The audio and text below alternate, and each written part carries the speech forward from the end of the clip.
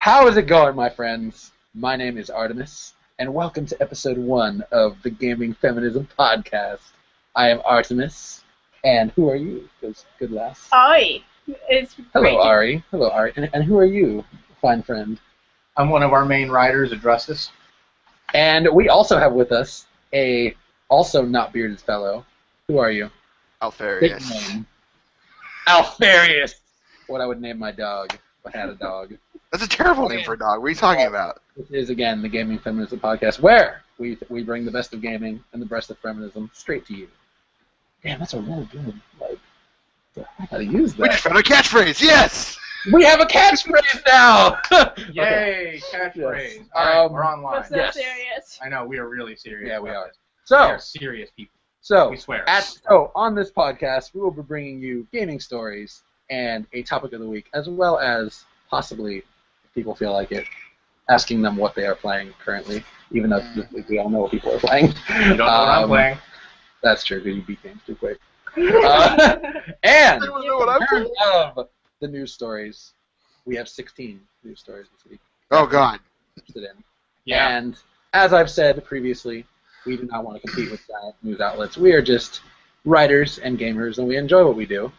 So we are going to bring you the news that we find interesting. We actually never said that previously. That was our trial run. It's never going to be posted. Well, you know now. We know now.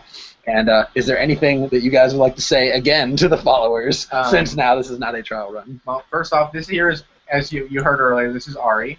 I do everything at the blog. She really does. She's the one who puts together the queue. She sets up our giveaways. She handles all the maintenance and connectivity issues. I keep everyone on track doing what they're supposed to do. Yep. So, everyone, if you love our blog, this is who you should be thanking for all her hard work. I love the blog. Who said that? Dang. Ian, where's that noise you were going to use? Wait. There we go. Okay, you know what? I actually like that. That'll be... a sound Oh, man. news stories. I need to add new sounds. Or I don't know, something. Ian, Okay. You can figure that out later. Yeah, I'll try to figure out how to add new sounds. That'll be great. We are going to mention the news stories. Believe it or not, the pre-E3 week has quite a bit of news. 16 news stories, in fact. Yeah. And We finally have news to talk about. Holy shit.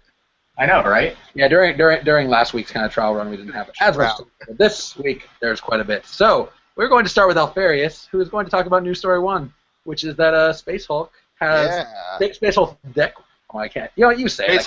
Space Hulk Deathwing. Yes, new screenshots. So why don't you watch the screenshots, and they don't look like total crap, so why don't you tell us about it? Yeah, so as some of you probably know, there was a PC game a long time ago called Space Hulk, which is based off of Warhammer 40,000, the tabletop model, miniatures, board game, whatever. They had a Space Hulk game that came out, I think, last year, that was basically the current board game Space Hulk in video game form, and now we think about almost at the same time we got this little teaser trailer for Space Hulk Deathwing, which is going to be kind of going back to the roots of Space Hulk, where it's a first-person shooter. Not really. So now we actually have screenshots of the game, and they look pretty awesome. Yeah, I saw them. I mean, actually, they graphically they look far. I know they're just screenshots. It's always hard to tell visuals by screenshots, but I have to admit, actually, not like it's dark and dreary. Yeah, I mean, of course, it's Space Hulk, so it's kind of dark and dreary, but definitely. It's dark, but yeah, it's got the the Deathwing are very pretty. You have a very pretty color scheme, so. Not just the color schemes that I like. It's the. I've seen the pictures myself, and the armor is very ornate, decorative. Yeah, it matches a lot more with the current models of the Deathwing. Yeah. They have a lot of the same iconography. The Deathwing are the Dark Angel's first company, Terminators. They wear big, bulky Terminator armor. They go on these Space Hulks and murder Gene Stealers. So, to any of our followers out there who don't know what he's talking about, it's the Warhammer 40K lore and game series, and there's a lot in there, so I'm not confused. Well, I think the best part. You're probably familiar with like Dawn of War or Space Marine. Yeah, that's the same universe. Well, I think the interesting thing about these screenshots is that I know you were complaining, Alfarius, about there just being a swarm of kind of just mediocre. Yeah, we've got a bunch of like terrible shovelware games. Yeah, like mobile games mostly, and yeah, like the awful Storm of Vengeance, Plants vs Zombies ripoff. I know the community didn't really take well to that. Yeah. Well, it was made by the same guys who made Right to Hell Retribution, so. There's no release date for this yet, is there? I don't think so. No, they haven't announced it. They just confirmed that it's going to be on the Unreal Engine 4, and it's going to run on PC, Xbox One, and PS4. They haven't set a release date yet. Hey, first next-gen Warhammer game. Yeah, that'll be cool.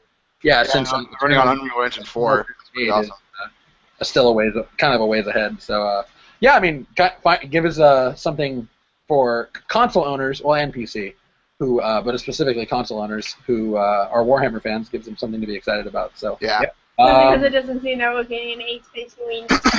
No, there's no Space Marine 2 coming. Even though I forget the studio who, like, kind of got the rights to making those, but maybe you know. But, you mean Relic? Or... No, like, who has the right now to make Warhammer games? A lot of people. They gave it out to... they've given it to a lot of different gaming companies at this point. Okay, well, there's a lot of stuff in the works, but nothing really solid except for this and Eternal Crusade, which is the MMO that will be coming out. I enjoyed it, so here's hoping that Deathwing is pretty good. Yeah. Secondly, there was quite a few just kind of big gaming announcements. First of all, Battlefield Hardline, which I was really surprised because Battlefield 4 is still kind of in shambles. Yeah.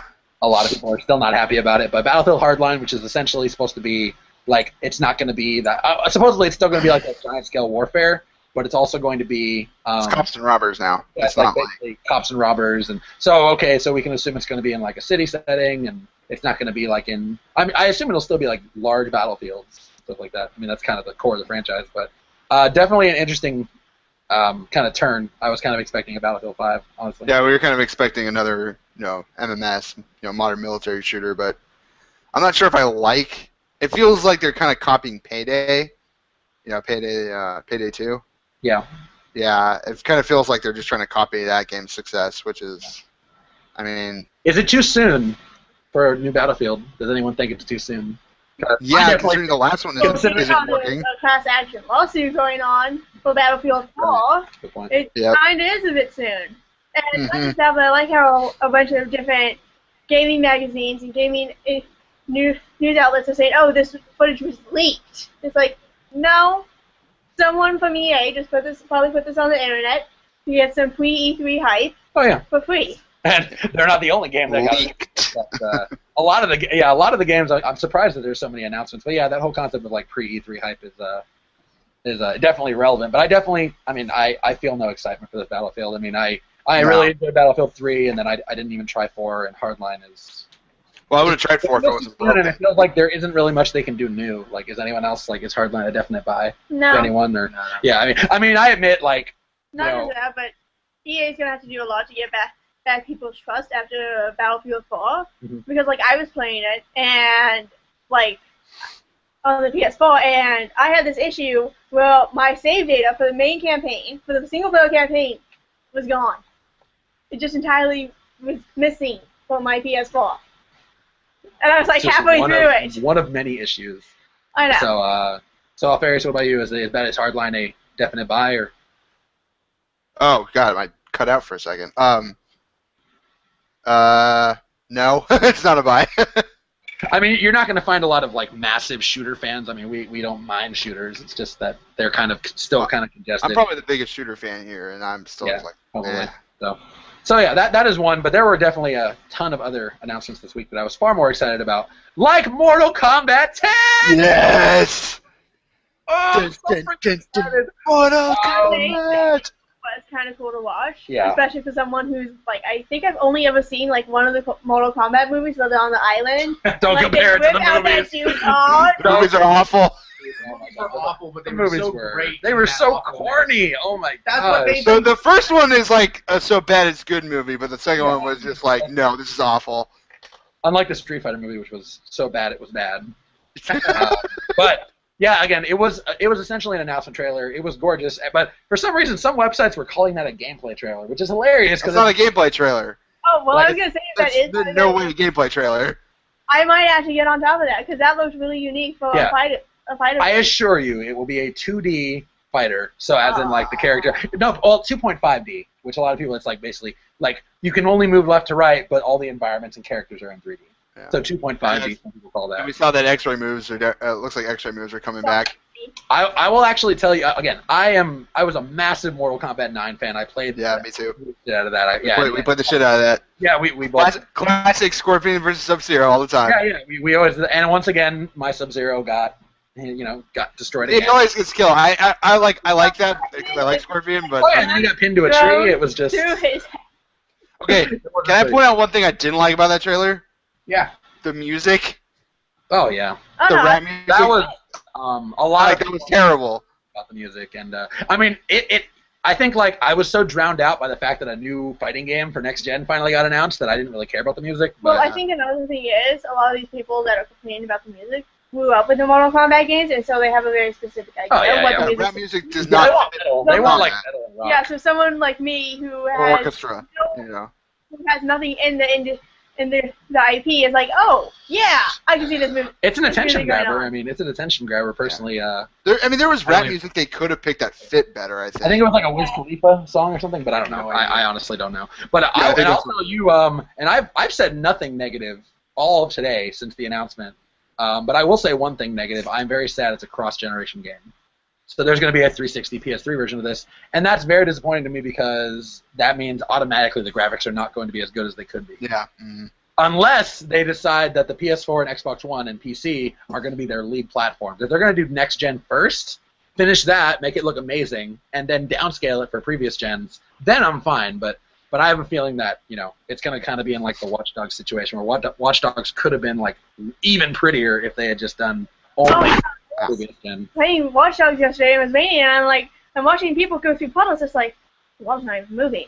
Yeah. The fuck is this? You see that's the kind of attention to detail because they had to stretch it to so many platforms. And the Wii U version isn't even out yet. So so there you go. I mean that's a whole other. God bless Ubisoft for sticking by the Wii U and by Nintendo. Though that system would be dead if it wasn't for Ubisoft.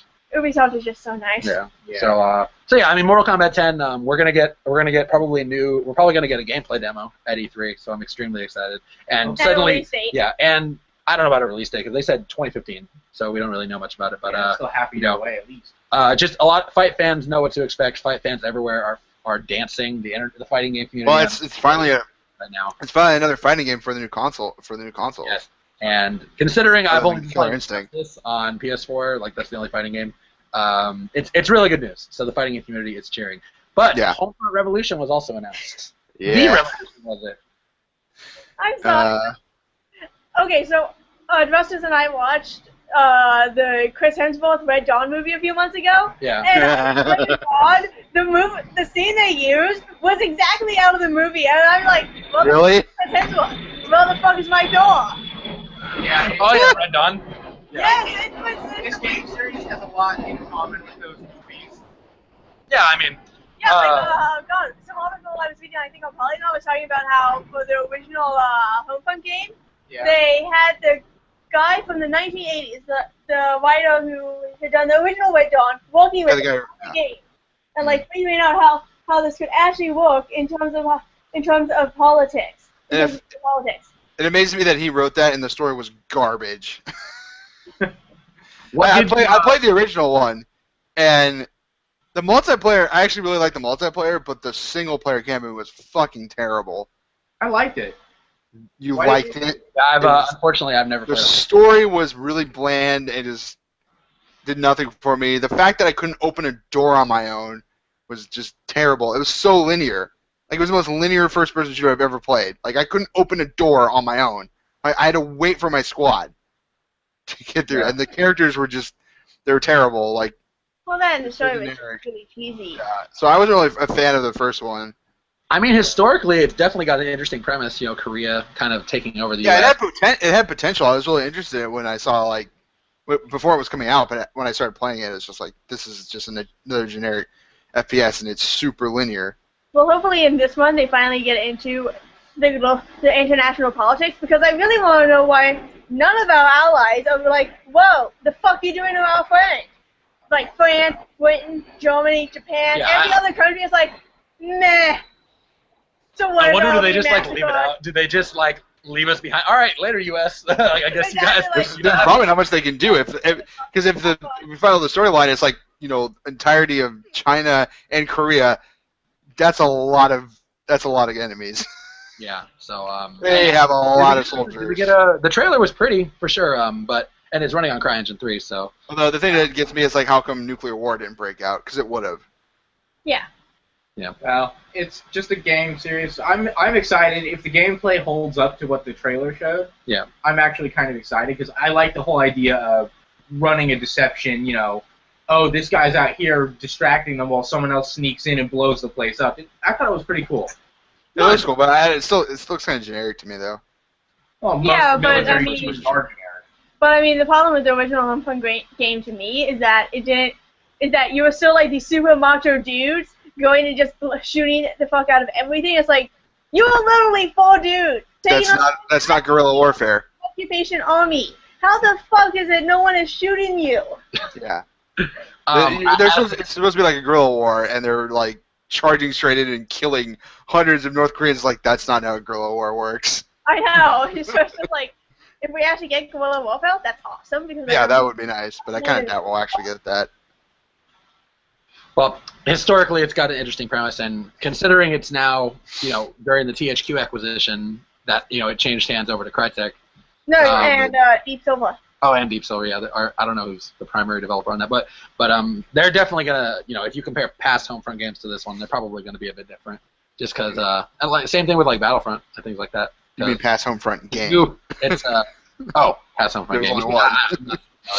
Franchise, but it's if they can sell the setting, if they can make it like an interesting story, then I'll be on board. I'm always willing to give new things a try. We'll probably hear more about that next week. We're gonna hear about everything else. That's what I think at the end of the trailer. It said there's gonna be more at E3. Yeah, get ready for like 30 to 40 or 50 or 60 news stories next week. That's gonna be. Yeah, it's gonna. We're gonna spend like 20 seconds on each one or something. Oh no, I'm just gonna be talking about all the feminist ones. Those are the ones you're gonna hear about me from me. Like, oh, all these games have white dudes, but wait, let's look at these 3 games that have women in them. Holy shit! Like, yeah. So we all do like 10 articles each. You just do 3. You're like, here are the 3. Anyone else excited for Battlefront? I am. Yeah. So again, on the Uncharted Sony front, we have Uncharted 4 getting new game directors, and so is this Neil Druckmann? Yeah, it's it's on this? both of the guys that worked on The Last of Us, and the Uncharted series has really good representation, especially with its women. Like, one of my favorite things about Uncharted 2 was the fact that Alana and the other chick, Chloe, did not actually fight over Drake. They're like, Chloe's just like, you can have him. I'm not interested in that shit. You just do whatever the fuck it is you two want. Yeah. No, and in terms of in any other game, like if anyone else had developed that, like I think even if Ubisoft had developed that, it would have been a cat fight and it would have been a love triangle. Well, Drake gets 2 totally hot women, and Chloe would have just been the feisty Latina. And so I think that, so I have a lot of high hopes for Uncharted. This article has nothing to do with that. But I can now transition directly into the fact that Child of Light is an amazing game. And you want to know why that is? Because it had the funding of a larger game. You see, my friends, big companies are turning to smaller titles.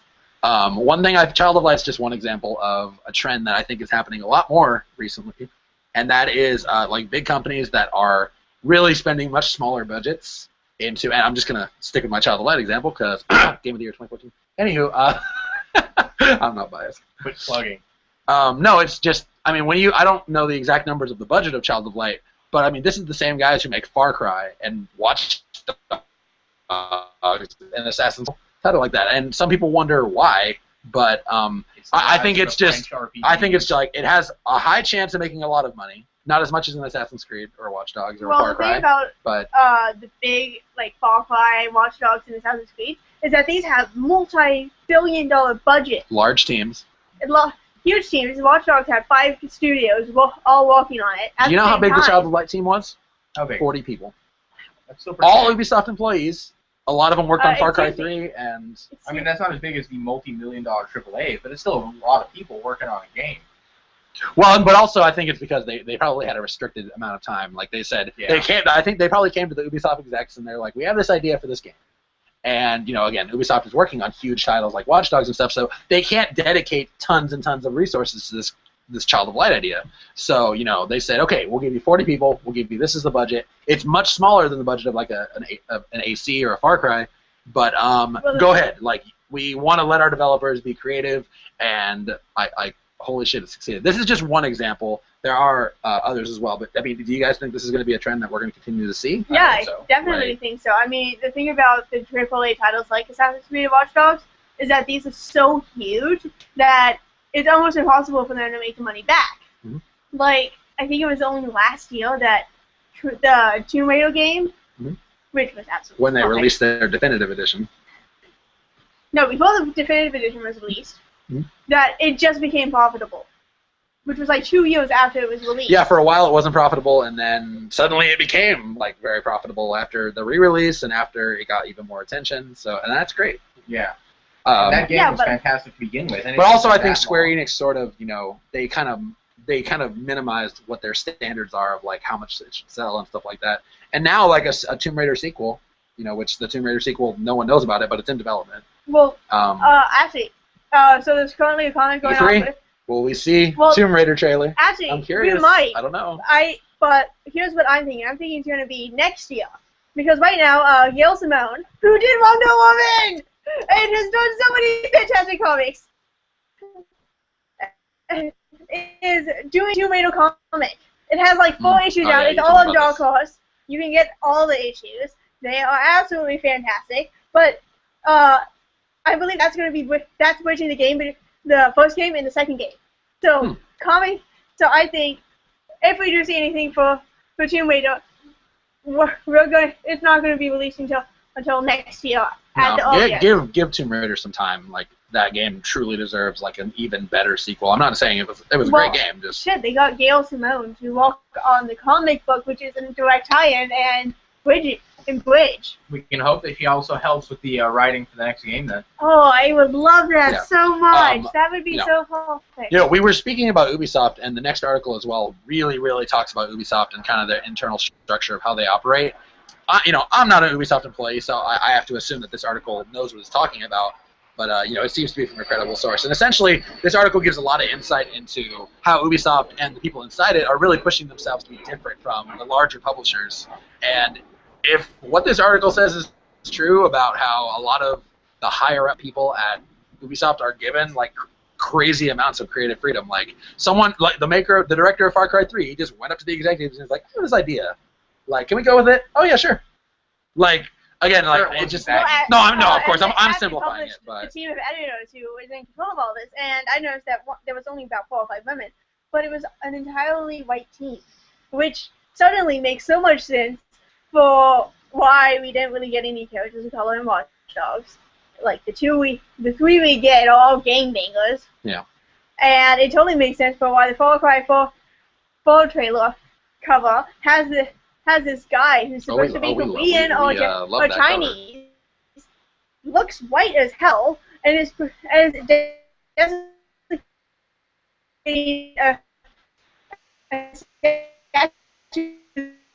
Buddha.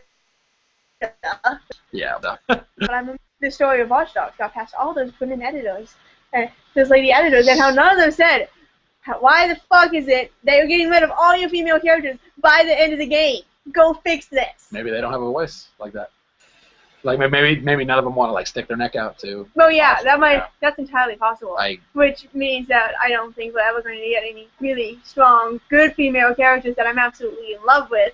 Well, we've had a few. So there's, it might take a while. It might trickle out slowly, but... Thinking about, like, all the Ubisoft games I've played, I can only think of maybe 2 or 3 that have passed the Bechdel test, which is where you have 2 named female characters that talk to each other about something other than a man. And, like, there was only one example of that in the entirety of Assassin's Creed 4. which is where Mary Reed and Anne Bonny talk to each other about Anne becoming a pirate. But this is, well, she is, oh wait, spoilers, just in case, guys, but this is while she's in her Jane's Kid persona, so she looks like a man, and she's acting like a man, so, like, does that even really count? But, I mean, I can't think of any in the other Assassin's Creed games. I doubt there was any in the Far Cry games. They were just really bad at passing this incredibly low bar. I mean, I'll be very interested in, like, because EA was definitely pushing for that for a while. I'm curious, will Dragon Age and the future Mass Effect, will that also push for, like, females being represented a lot better? Release a, like, okay, other than, okay, like, Battlefield and Plants vs. Zombies, Garden Warfare, other than those, you know, Well, the thing about the Mass Effect games is, at least when you play Female Shepard, the game passes the Bechdel test multiple times for more than like 5 minutes. They pass it for like hours. But this is only when you're playing Femme Shepard. It's not happens when you play Bro Shep. Well, or Shepaloo, as they call it. Bro Shep. It's actually the first time I've heard Bro Shep. Yeah, Bro Shep, Shepaloo. Okay. There are multiple names for the male Shepard. Yeah, there are. But they're great too. You should look them up sometime. I hope Ubisoft decides to join EA in leading that charge towards kind of giving us much more interesting female characters, much deeper ones who are given more screen time. That would be great. And I do think that this article is promising in giving us kind of that view of the internal structure of Ubisoft. Our last article is about Blizzard and the fact that they've been suing some hackers recently. Would you like to tell us about this, Ari? So, Blizzard is suing people who are making mods for StarCraft 2 and StarCraft 2 Heart of the Swarm, and these are hacks exclusively for the multiplayer, so you can do better than the other players. Well, that's definitely not a good thing. So I think what people might be surprised about here is that they're being sued instead of like blocked from like the matchmaking. They're actually being sued, which is no, these are people also putting these mods online and selling them. Yeah. And actually... Well, come on. I mean, they took the auction house of Diablo 3 offline, so, I mean, anything like this is, like, shady business. Blizzard's pretty much on top of it. Well, actually, Blizzard previously sued a couple of individuals who made a mod for World of Warcraft. They got you to do, like, first 15 levels, so it just winded you up for you. This mod will essentially play the game for you. And they sued those people in the state of California. So you buy the game, and then you download a mod that plays the game you bought for you. For the first 15 levels until you actually can get to the fun stuff. I guess. Okay. And they actually won that lawsuit. So it is entire, and not just that, but considering how Blizzard won. Okay. Blizzard won that lawsuit actually. Okay. And considering the fact that StarCraft is like one of the biggest esports, and the United States is actually starting to release you allow people to have athlete visas for esporting. Which is really cool, by the way. Which is really cool, so it's entirely possible that Blizzard will win this. Yeah. But what most likely will happen is that they will settle out of court because no one actually wants to go to court and spend years fighting about this. A lot of these hackers are probably just blindsided by this, and they're just like, what? They sued us? Like, I can't believe this. I like the way that Titanfall and who developed that? EA? That was Respawn. That was Respawn Entertainment. I like the way they handled hackers a lot. They just kind of pushed them out of the main servers and into like their own separate thing where everyone. No, I mean, a couple of fighting games, including like Killer Instinct, have been trying to do this. Where if you constantly are rage quitting matches, if you are like and same thing kind of goes for hackers. If you are negatively affecting other players' experiences, you're kind of like network-wise, you're kind of isolated to your own little corner where you can kind of go be a bitch in your corner. And let the players who want to actually have fun and play the game the way it's meant to be played, like that, they can be in the main servers. So, I mean, is suing a little much? I don't know. I mean, this is cutting. Or should they just, ban Hammer? Well, it sends a strong message, and more importantly, as technology progresses, we're eventually going to see more and more hacks like this. Not just, I mean, there was always hackers who respawned that way that people could play better, and there's the same things for the Battlefield games. Battlecraft. I'm surprised these people aren't being hired, honestly. I mean, it doesn't always happen. I mean, yeah, only I think if you're extremely good. I'm surprised because you expect them to be because they're good at coding, obviously. I hope Blizzard leads the. I don't know how many Blizzard games get pirated, but I really do hope they lead the charge in terms of people who pirate games. I do know that the Wolfenstein: The New Order is apparently was like the most pirated game of this year. Like I think over 200,000 copies of it were pirated. It only just on PC. came out last month. Yeah. And actually, one of the really interesting things is this small indie game called Game Dev Tycoon. And they released 2 issues, 2 copies of it. They released the full version of the game, which you paid $10 for, and you get the entire game and everything else. And then they released a version where they changed the code to a bunch of sites where you can go and download games legally and for free. And for the ones who, and 90% of the people illegally downloaded the game. And 2, when you got to a certain level, you would then actually lose your business due to hackers and due to piracy. I mean, it's no joke. I mean, it's just, man, this isn't the 90s anymore where you can get away with this kind of stuff. It's just people at companies are really looking out for it. And you really got to think about it this way. These people aren't, I mean, like, the thing about hacking movies is you really only are negatively affecting the producers when you illegally download a movie because all the actresses, all the actors, all the staff have already been paid. They're paid in advance. They don't get extra money if the movie doesn't exceptionally well. But I mean, for game developers, their livelihood is entirely based on this game.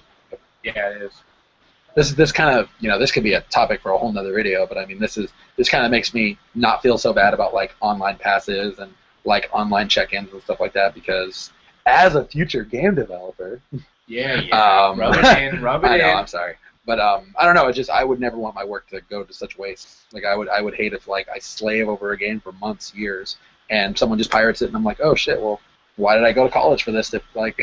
If people can just take my game, no problem. But I don't, it's an issue I think a lot of creators have run into. Well, I think another thing about, at least when it comes to console gaming, because each game is $60, and holy shit.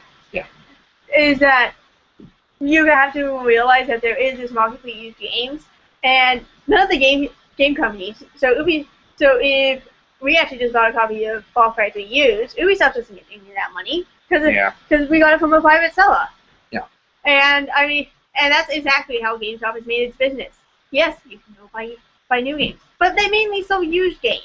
By the way, I just want to say the reason we bought a copy of Far Cry 3 is because one of our followers asked us for our opinion on it. We do listen to you, and we do follow what you ask us. We are just really slow about it. Yes, we are a little slow about it, but the internet's a big place. We get lost sometimes. I really need to get to that question about GTA 5. You'll get there. You just finished Watch Dogs, so after maybe Murdered Soul Suspect tomorrow. Yeah. Well, okay, I don't want to suddenly turn into the super serious, but our topic of the week is actually quite serious, and we might be like a little late to the ball game responding to this, but we really want to put in our 2 cents about it. Obviously, whether you live in California or not, you probably heard about that mass shooting that happened in Santa Barbara.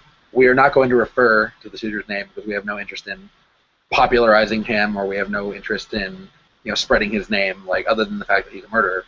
But obviously there were I believe it was 6 or 13 for some reason. Those 2 numbers are sticking out of my head. 13 people were shot. Yeah. 6 were killed. So the rest were just wounded. Of course, on behalf of our podcast, like we're terribly sorry to those who were affected, but we really want to bring in our 2 cents of, like I said, we're not going to refer to the shooter, but like as all 3 of us care deeply about the gaming industry, we really are curious, like what can our medium do to, like, of course, like there was no blatant like media reporting saying, oh, the shooter played Call of Duty or he played Grand Theft Auto. There was no explicit like linking of video games to this. So you might wonder, why are we linking video games to this? I mean, it really is. I think it's especially as like a rising art form. Yeah, like still in its infancy. The shooter and his reasoning was linked to a supposed mental illness because he was seeing a therapist. However, a lot of the reason he actually went on the shooting, and you can read. And the reason why everyone is so outraged is because of pure misogyny. I mean, this is just pure hatred of women and male entitlement. It was, and the male entitlement comes from the fact. I mean, I actually watched a video that apparently he put up. Yeah. Months before he actually committed the act, talking about. I mean, he was in his car and he was essentially talking about how no woman would have sex with him And well, actually, that's what most of me. And that is just when I was just in utter shock as I watched this. And there are people discussing this and saying, "Oh, well, some fat gold figures had sex with him, and this wouldn't have happened." Oh. What kind of comment is that? Are you? Yeah. That is like really. We're expected to take one for the team, so needed people. Fuck that. No, that's just no. Women should not be expected to have sex with someone just because of his delusions. An entire prick like this, if a woman actually decided to date him and have sex with him, I would legitimately be in fear for her life the entire time. That woman would be in danger. Yeah, she would. So because if she ever did anything that made him angry, he'd just take it out on her, kill her, and then suddenly he's a murderer anyway. Exactly. That's entirely how domestic abuse starts. It's this idea of entitlement. Yeah. And I think a lot of this does have to do with gaming. Like, I think, well, wait. By gaming, you don't. I mean, what you can do in games. Yeah. You can go and games like White Hill Retribution, where you shoot people and then you can have sex with a woman who is being assaulted.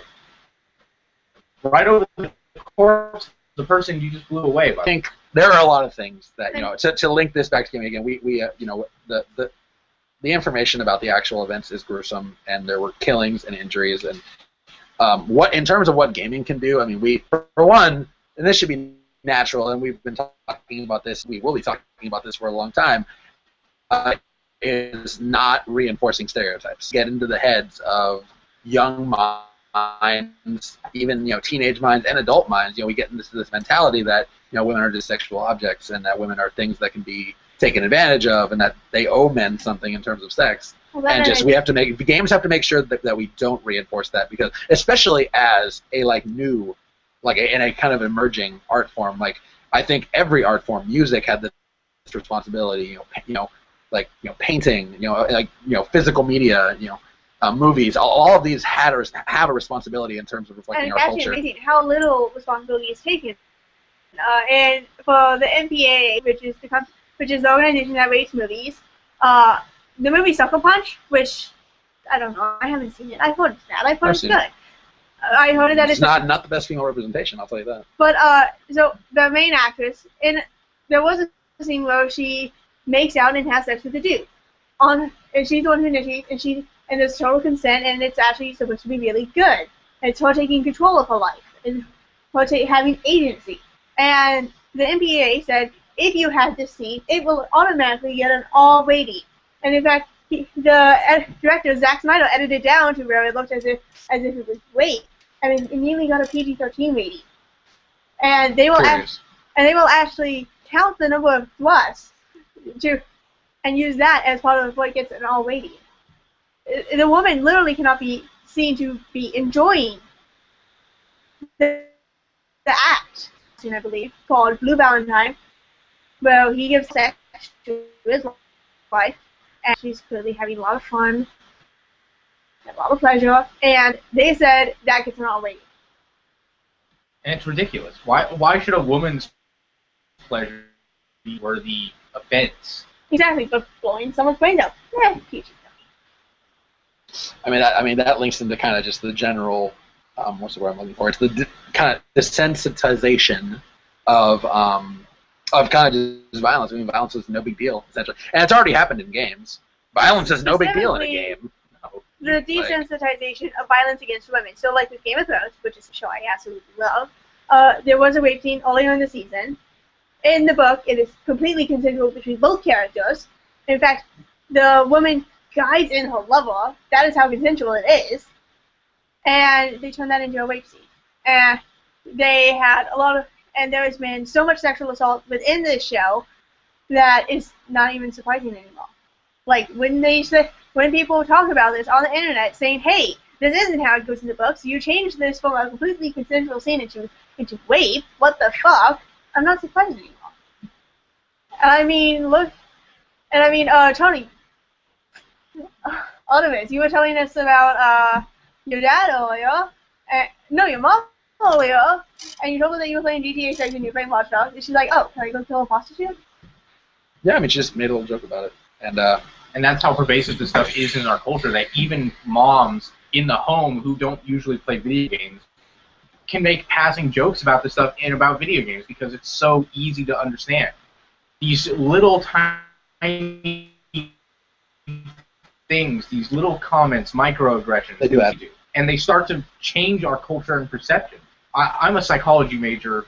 That's going to be my job in the future, and I figure Artemis has told you all about what he's going to be doing multiple times. So, hey, let's throw mine out there. But anyway, I mean, we learn about this sort of thing multiple times about how to the things that they're shown. I mean, now video games, they don't also be used in a much more constructive way at times to teach us better ways of acting towards women. Instead of bitch slapping Ari right now, they could teach me that maybe, you know, I should be nice to her. I should like her. I hope that's not the only reason you're nice to her.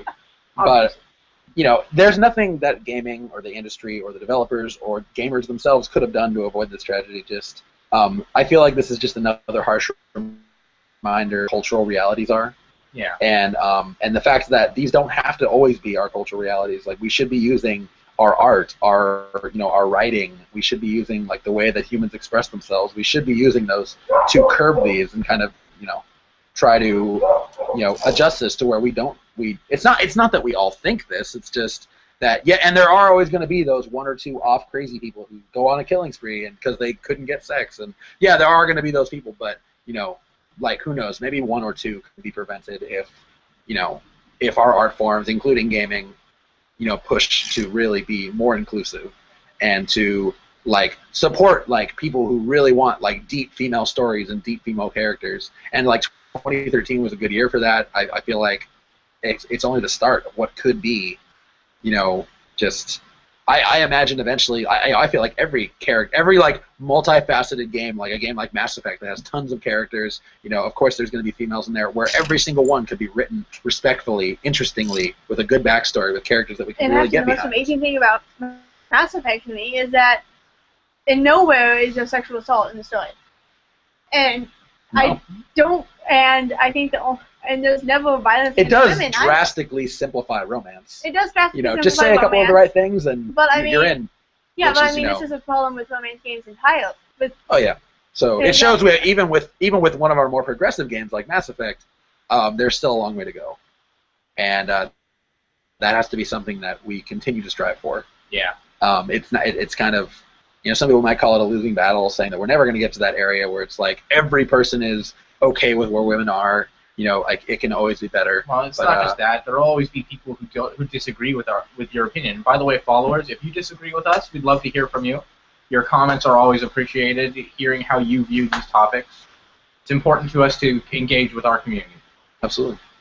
Do we have any other big things you want to say on this? No, before I'm good. We close up? I think this is good. Yeah. Okay. Well, we really hope you enjoyed the first episode of the Gaming Feminism podcast. We're going to try and make sure Alfarius can actually join us next time. Yes, unfortunately he got cut midstream. We apologize for that. But this will be uploaded as normal. His internet didn't want to do it. So we really hope you enjoyed all 16 topics, and we will be with you next week regarding a lot of pre-E3 stuff. In fact, I think when we record stuff on Tuesday. Yeah, so we will make sure we try to record right before that. Okay. Maybe we can do some. We can talk about some of our most exciting, you know, things that we want to happen, or things that we know are going to happen, and what we hope. And but yeah, definitely tune in next week. We're gonna have some exciting things for you guys. And thank you for watching. Yes, this has been Artemis. Hi. Adrastus. And sometimes Alfarius. And sometimes when he decides he wants to show up. And this has been the Gaming Feminism Podcast. Thanks for watching.